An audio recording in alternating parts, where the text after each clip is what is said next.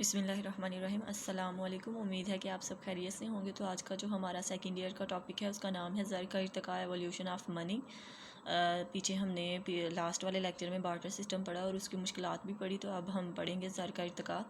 تو جو barter system میں مشکلات پیش آ رہی تھی ان کو پیش نظر رکھ کر کوئی نہ کوئی ایسی چیز کی ضرورت تھی جو سارے لوگ جو ہیں وہ قبول کر لیں، اور اسی نتیجے میں لوگوں نے بہت ساری کوششیں کی۔ مختلف وقتوں میں مختلف لوگ آئے اور انہوں نے جو کوششیں کی ان کے جو مراحل تھے وہ درجہ ذیل ہیں۔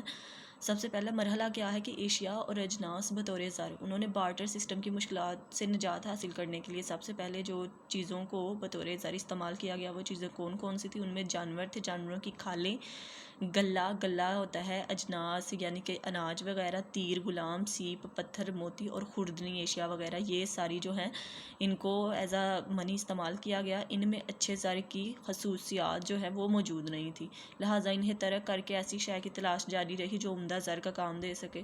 پھر ایک وقت ایسا بھی آیا کہ ورجینا تمباکو جو ہے اس کو بھی بطور زر استعمال کیا گیا، لیکن وہ بھی زیادہ سٹور کر کے نہیں تھا رکھا جا سکتا، ذخیرہ نہیں تھا کیا جا سکتا، گل سڑ جاتا تھا، تو اس کو بھی جو ہے وہ ترک کر دیا گیا۔ پھر اس کا دوسرا مرحلہ آتا ہے جس میں دھات اور دہاتی سکے جو ہیں ان کو بطور زر استعمال کیا گیا۔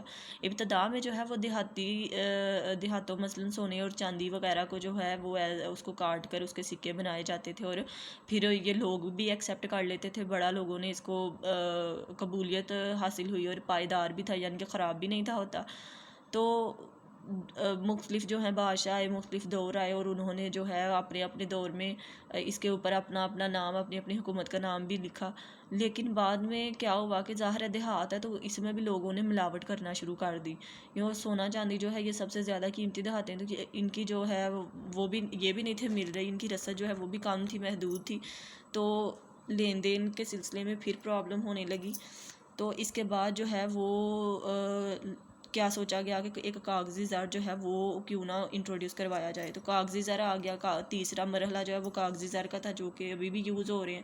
اس مرحلے میں کیا ہوا کہ دہاتی سکے جو تھے ان کی جو مطلب کہ قیمتی دہاتیں تھیں وہ تو نہیں تھی مل رہی، تو پھر کیا ہوا کہ دہاتی سکے جو یوز ہو رہے تھے ان کے ساتھ ساتھ جو ہے وہ کاغذی زر جو ہے وہ بھی استعمال ہونے لگا۔ کاغذی زر جو نوٹ وغیرہ ہیں، کرنسی نوٹ، وہ سارے، اور یہ کون مطلب کہ کون بناتا ہے، جاری کرتا ہے؟ یہ کسی بھی ملک کا جو ہے وہ مرکزی بینک، جیسے ہمارا اسٹیٹ بینک آف پاکستان ہے، تو ہر ملک کا جو ہے وہ مرکزی بینک اس کو جاری کرتا ہے۔ اور کرنسی نوٹ جو ہے اس کی چھوٹی سے چھوٹی اکائی بھی ہوتی ہے اور بڑی سے بڑی بھی، جیسے ہمارا 10 روپے کا نوٹ جو ہے وہ چھوٹی اکائی ہے اور 5000 کا جو ہے وہ بڑی اکائی ہے۔ تو مرکزی بینک جو ہے وہ بھی خاص اصولوں کے تحت نوٹ جاری کرتا ہے، وہ ایسے ہی نہیں نوٹ جاری کرتا، اس کو بھی پرمیشن کی ضرورت ہوتی ہے۔ پھر اس کے بعد جو ہے اس کے بعد چوتھا مرحلہ آ گیا جس میں تھا کریڈٹ منی، یعنی کہ زر اعتبار۔ جو دور جدید جو آج کا دور ہے نا، اس میں زر نے مزید ترقی کی اور اب زیادہ تر لین دین جو ہے وہ زر اعتبار کی صورت میں ہوتا ہے۔ زر اعتبار کون سا زر ہے؟ اس میں جیسے آ جاتا ہے کتابی حساب، پرومسری نوٹ، ہنڈیاں، چیک، بینک ڈرافٹ اور ٹریولز چیک وغیرہ، یعنی کہ جتنے بھی ٹرانسفر منی جو ہیں، آن لائن بینکنگ وغیرہ ہے، یا اے ٹی ایم کارڈ ہے، کریڈٹ کارڈ ہے، یہ سارے اس میں شامل ہیں۔ تو پروفیسر کراؤتھر نے اپنی کتاب میں زر کے ارتقاء کی جو تعریف بیان کی ہے وہ کیا کہہ رہے ہیں کہ ان کی منازل جو ہیں وہ بیان کی ہیں سٹیجز، وہ کیا ہے کہ براہ راست تبادلے سے اشیائی اجناسی زر تک جو ہم نے پہلا مرحلہ پڑھا، پھر اشیائی زر سے لے کر دہاتی زر دوسرا، پھر دہاتی زر سے کاغذی زر اور کاغذی زر سے اعتباری زر۔ اس کے بعد کیا ہے زر کا مفہوم کیا ہے، میننگ کیا ہے؟ تو زر کی ڈیفینیشن ہے، یہ 2-3 آپ کر سکتے ہیں، زیادہ کرنے کی ضرورت نہیں ہے۔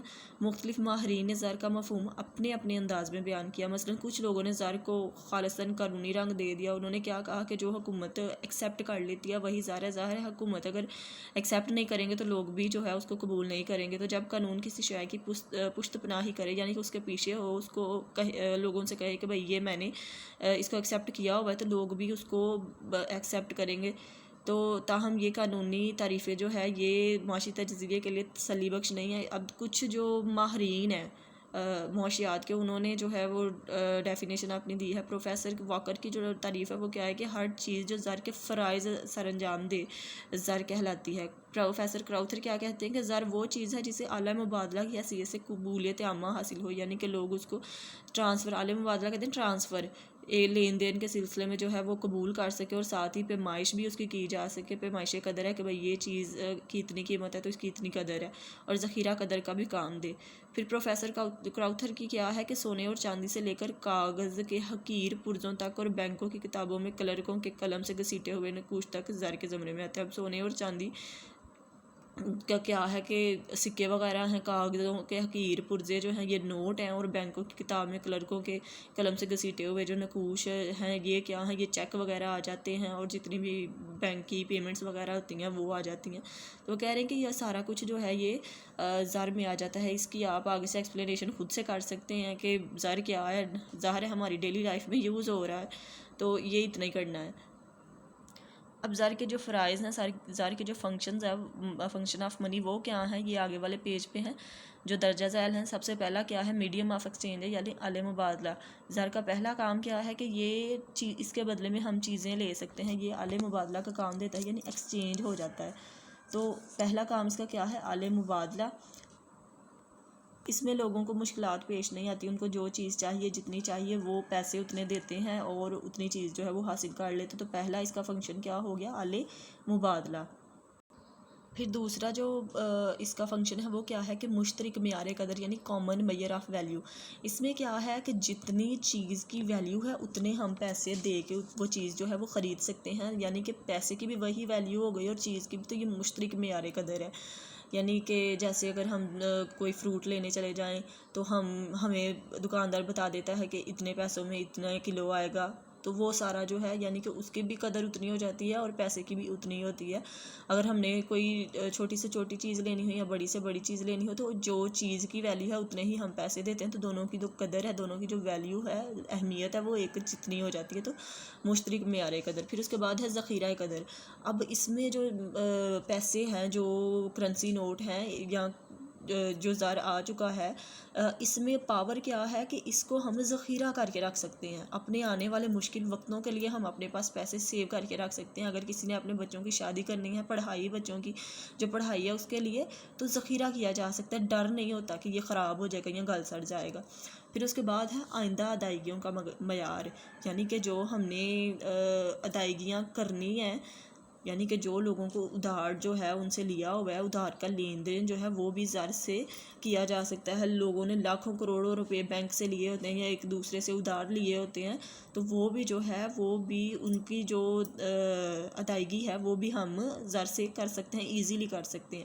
پھر اس کے بعد کیا ہے، انتقال قدر کا ذریعہ. انتقال قدر یہ ہے کہ بارٹر سسٹم میں کیا تھا کہ بارٹر سسٹم میں اگر کسی کی جگہ تھی، کسی کا گھر تھا، تو وہ اس کو چھوڑ کے جانا پڑتا تھا. اس میں کیا ہے کہ اگر ہم نے ایک جگہ سے دوسری جگہ ٹرانسفر ہونا ہے اور ہمارے پاس ہماری پراپرٹی ہے، تو اس کو ہم کیا کر سکتے ہیں، اس کو ہم فروخت کر کے اس کے عوض ہم پیسے لے سکتے ہیں اور دوسری جگہ پہ جا کے اپنی مرضی کا، اپنی پسند کا مکان بنا سکتے ہیں، رہائش کر سکتے ہیں. تو انتقال قدر کا ذریعہ بھی یہ ہے. پھر اس کے بعد ہے سرکاری ادائیگیوں کا ذریعہ. تو سرکاری ادائیگیاں کیا ہے کہ حکومت جو ہے، حکومت نے بھی تو کچھ پیمنٹ کرنی ہوتی ہے نا. حکومت نے بھی اگر کسی دوسرے ملک سے قرضہ لیا ہوا ہے یا کوئی چیز خرید رہی ہے یا اپنے ملک کے لیے کچھ منگوایا جا رہا ہے، تو اس کی جو پیمنٹ کرنی ہے وہ بھی ایزیلی ہو جاتی ہے.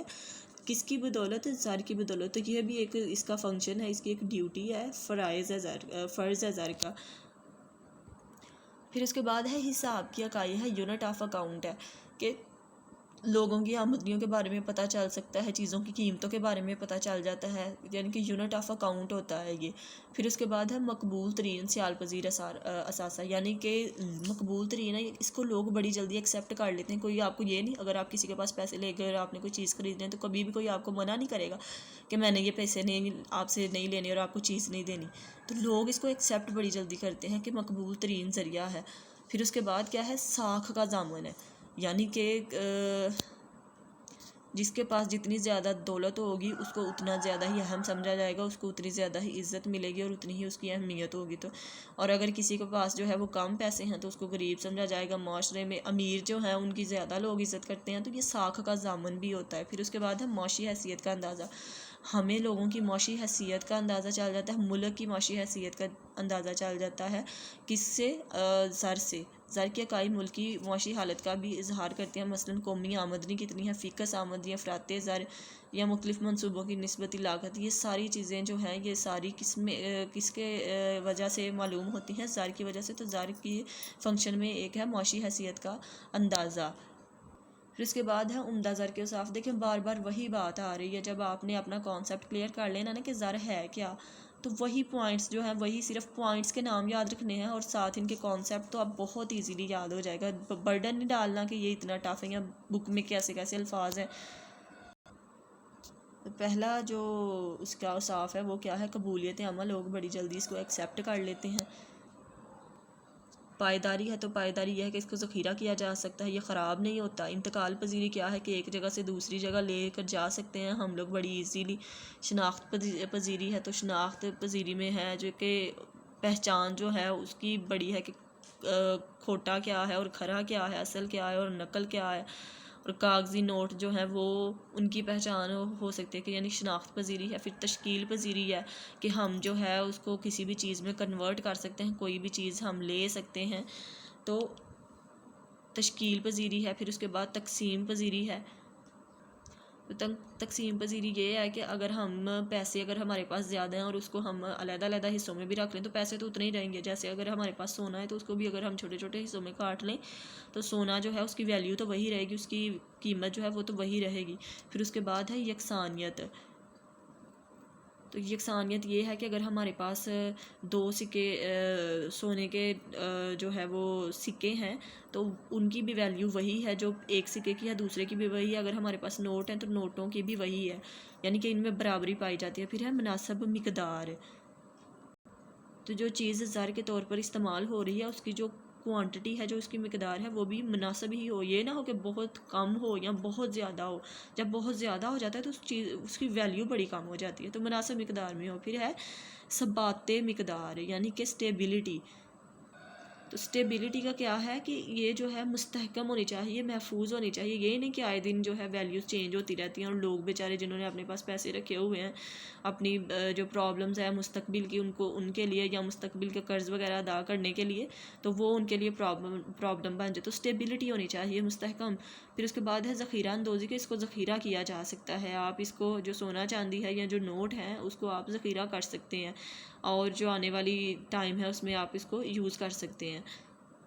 تو یہ ہمارے ٹاپک تھے آج جو ہم نے کیے۔ سب سے پہلے ہم نے زر کا ارتقا پڑھا، پھر ہم نے زر کے جو فرائض ہیں وہ زر کے اوصاف، یہ جو 2-3 ہم نے پوائنٹ کیے، اس میں صرف آپ نے جو یہ پوائنٹس ہیں ان کو مائنڈ میں رکھنا ہے، باقی وہی چیز ہے بار بار آ رہی اور خود سے آپ لکھ سکتے ہیں۔ تو امید ہے کہ آپ کو سمجھ آئی ہوگی۔ تو انشاءاللہ ملتے ہیں ہم اگلی ویڈیو میں۔